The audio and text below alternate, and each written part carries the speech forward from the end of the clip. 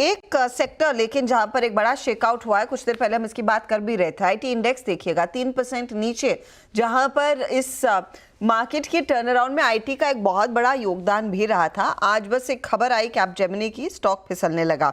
ऐसा क्या कहा है कैपजेमिनी ने, वो समझ लेते हैं। दीपाली हमारे साथ जुड़ रही हैं दिल्ली से। दीपाली बताइए, क्या कहती है आईटी कंसल्टिंग कंपनी?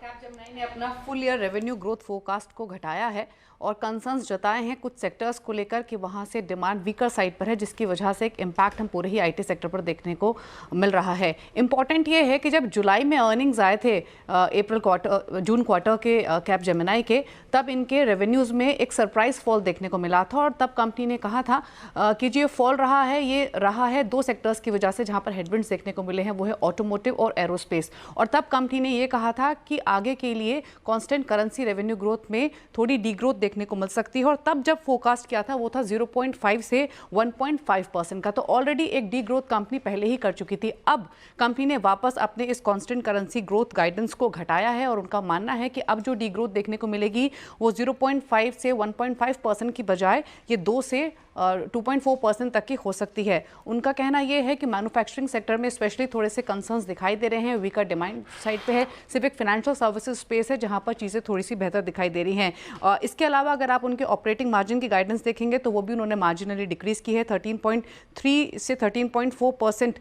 उन्होंने की है। पहले ये जो गाइडेंस थी वो 13.3 से 13.6% के आसपास की थी। मैन्युफैक्चरिंग, टेलीकम्युनिकेशन और टेक्नोलॉजी, ये 3 ऐसे सेक्टर हैं जिसको लेकर उन्होंने कंसर्न्स जताए हैं। डिमांड सिनेरियो को लेकर हेडविंड्स ये सेक्टर फेस कर रहा है। पहले ऑटोमोटिव एरोस्पेस को लेकर already company concerns previous quarter में जता चुकी है। सिर्फ एक फाइनेंशियल सर्विसेज सेगमेंट है जहां पर थोड़ी रिकवरी दिख रही है। तो यही कंसर्न्स हैं जिसके कारण हमने कैपजेमिनी के स्टॉक में भी इंटरनेशनल मार्केट्स में गिरावट देखी थी और उसी का इम्पैक्ट इंडियन आईटी स्पेस में भी देखने को मिल रहा है।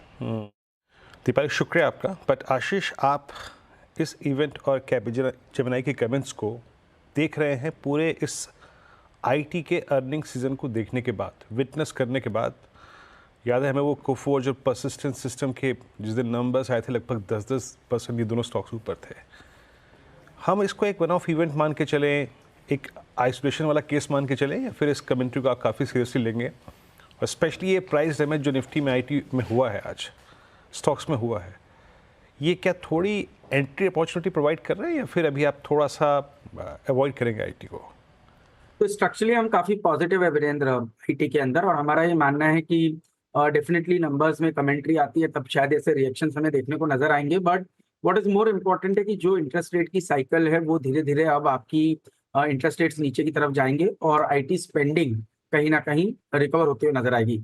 बीएफएसआई एक ऐसा स्पेस है, उससे रिलेटेड शायद हो सकता है जिन कंपनीज का एक्सपोजर वहां ज्यादा हो सकता है शायद वो कंपनीज उतने अच्छे नंबर्स ना दे, बट जहाँ पे मैन्युफैक्चरिंग ER&D का एक्सपोजर अच्छा खासा है, ऐसी आईटी कंपनीज के अंदर में आप देखेंगे कि कहीं ना कहीं बेस बिल्डिंग जल्दी शुरू होगी। तो मेरा ऐसा मानना है कि आज की जो डिप है या ओवरऑल जो ये डिप आ रही है, इसको एक अपॉर्चुनिटी के तौर पर देखना चाहिए। स्ट्रक्चरली मिड कैप आईटी बहुत वेल पोजिशनड है अपने अर्निंग ग्रोथ को लेकर के। तो चाहे आप परसिस्टेंट की बात करें, कोफोर्ज की बात करें, या अगर से इसी सेगमेंट में हम OFSS जैसी कंपनीज की बात करें, तो इनके जो नंबर्स आए वो काफी अच्छे आए और इनकी जो ओवरऑल कमेंट्री थी वो बहुत ही रीजनेबल थी। तो मुझे लगता है कि जो भी डिप आती है, ये 3 स्टॉक हमारे टॉप पिक है और इनमें हमारी पोजीशंस भी हमारे पोर्टफोलियो में बनी हुई है। हमें लगता है कि इसके अंदर में बाय ऑन डिप की रणनीति के साथ ही इनको देखना चाहिए। बिल्कुल।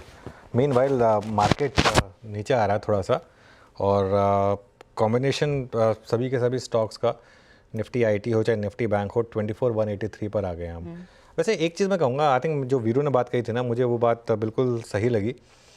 नंबर्स आईटी कंपनीज का अच्छा हैं। इन्फोसिस भी करेक्ट इसलिए हुआ है क्योंकि इन्फोसिस में एक्सपेक्टेशन बहुत ज़्यादा हो गई थी और एक बहुत बड़ी प्री रिजल्ट रैली हुई थी इन्फोसिस में। अदरवाइज़ इन्फोसिस के भी गिरने का कोई मतलब नहीं था। नंबर्स तो इन्फोसिस के भी काफ़ी स्ट्रॉन्ग थे। मेरे ख्याल से ये स्टॉक अब आपको ऑलरेडी अच्छी खासी करेक्शन दिखा चुका है।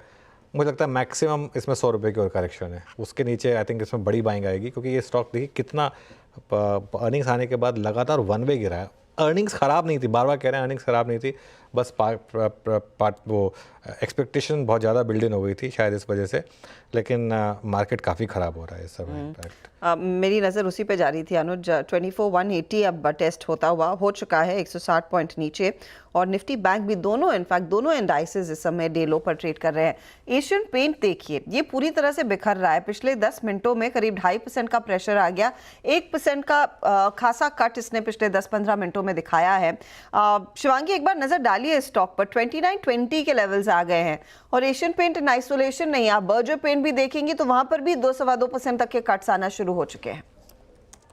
जी बिल्कुल हर्षिता जी, अगर हम पेंट्स की अगर हम बात करें, ओवरऑल हमने लगातार पिछले 4 हफ्तों से कंसिस्टेंट यहाँ पे सेलिंग देखा है, और कहीं ना कहीं एक क्रूड ऑयल का जो प्राइस मूवमेंट्स का इम्पैक्ट है वो इसमें देखने को मिल रहा है। अब काफी सरप्राइजिंगली हमने देखा है कि इस क्वार्टर काफी पुअर परफॉर्मेंस रहा है, तो डेफिनेटली यहाँ पे थोड़ी और वीकनेस जो है वो देखने को मिल सकती है। मेरा यहाँ मानना है कि हम डाउन साइड लगभग 2800 तक के लिए तैयारी कर रहे हैं। काम करते देखिए, थोड़ा सा स्टॉक से बाहर निकलते हैं, इंडिसेस पे आते हैं। जरा एक एक करके इंडिसेस लेके आइए। अब मैं थोड़ा सा निफ्टी बात करूंगा अनुज से।